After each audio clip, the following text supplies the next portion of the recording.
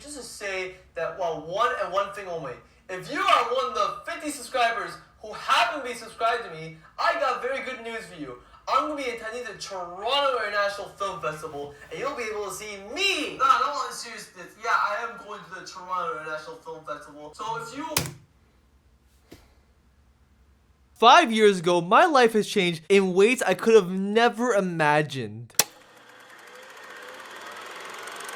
When I was 17, I had zero direction on where I was going in life. I was lost, confused, and never fitted anywhere in high school. Since I was in an environment where no one shared the same interests I had, I felt invisible, and the only place I truly belonged was both the theaters and the internet. However, little did I know, this would be the year that would begin the biggest changes of my life. The changes that would take years to fully actualize, but the ones that set me on this path and mission I am so happy to be on. Around the time in 2017, I made friends with people online who also lived in Toronto and were just as obsessed with movies as I was. And naturally, my friends told me about TIFF or the Toronto International Film Festival. When I realized one of the biggest film festivals in the world was an hour subway ride away from me, I knew I had to go. And I was a changed person after I went. TIFF was truly a welcoming place for moviegoers, and as someone who was new to everything, I loved the films, the festival street, and the audience who went to it. This was one of the first times I ever felt validated as a person. I felt so connected to my dream, and I was developing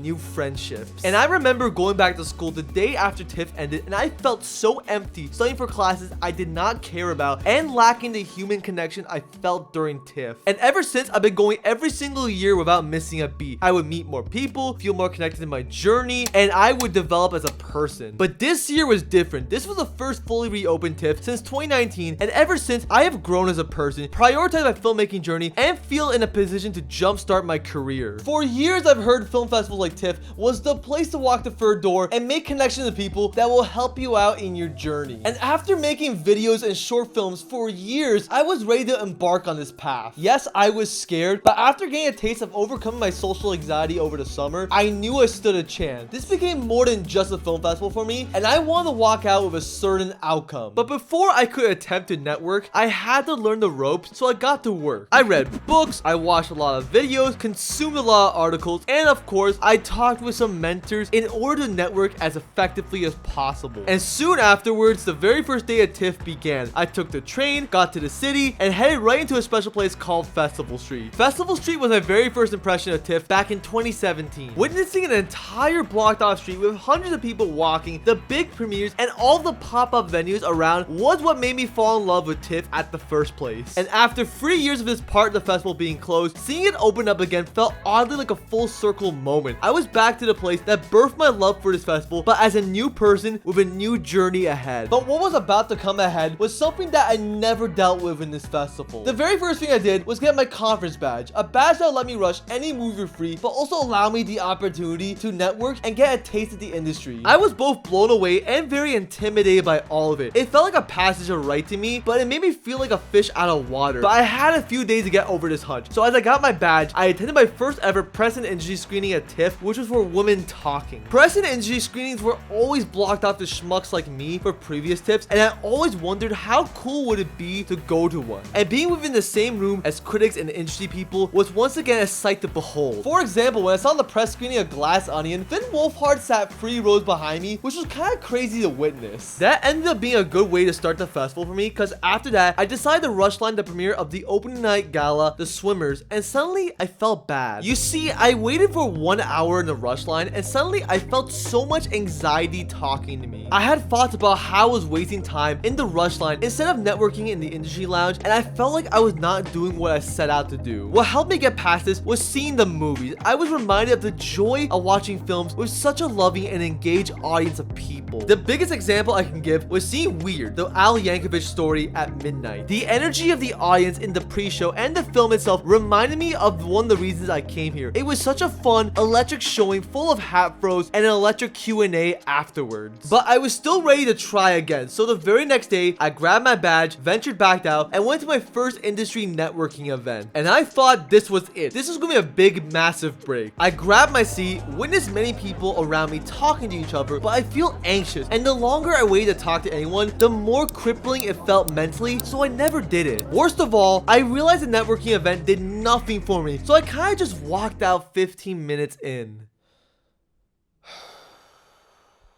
I could not have been more frustrated in this moment. I thought I was ready to talk to anyone, and all this pressure led to nothing. This was my chance to network and go beyond my comfort zone, and yet I blew it. I did not know where to meet people, and this just kept being in my mind as I saw 2 other films. It's clear my expectations weren't in line where I thought I'd meet people, and I wanted to give up, but I knew I could not go down without trying. Thankfully, as frustrated as I was, things started getting better that night. I walked past the rush line for the premiere of Bros, and despite the fact it was an hour before it began, there was only 7 people in the rush line, and I just said fuck it and joined the line. I then saw someone in line wear a VFA hat, which is a reference to one of my favorite shows on cinema, and I knew I had to talk to them. From there, we talked about film, about our journeys, and I was actually comfortable enough to open up with the fact that I did not feel like I was good at networking, and the guy simply just responded with this: dude, it's just the second day of the fest. You have time. From there, I talked with the other people in line, and one of the people actually expressed interest in what I did, and we exchanged LinkedIn info. And then the VFA guy turned to me and muttered these words: this is how you do networking. It just turns out you have to talk to people, not have any expectations, and be yourself. Instead of dressing up in a suit and acting like someone else, I dressed and acted like myself, and apparently people responded to that. With that profound realization, I attended a TikTok networking event the next day, and this time I knew what to do. I sat beside someone and decided to open up a conversation and see where it would lead me. I found this guy made TikToks about finger martial art fights, and this guy really blew me away. Like, please check him out. I even had a spontaneous lunch with people I met at the event, and again, things just started to click. But believe it or not, the best was yet to come. As I was randomly scrolling on my phone, I saw an email from the industry section of TIFF. At the bottom of the email, I see an event held by the Directors Guild of Canada where they would bring in people like Sarah Pauly, Ryan Johnson, Clement.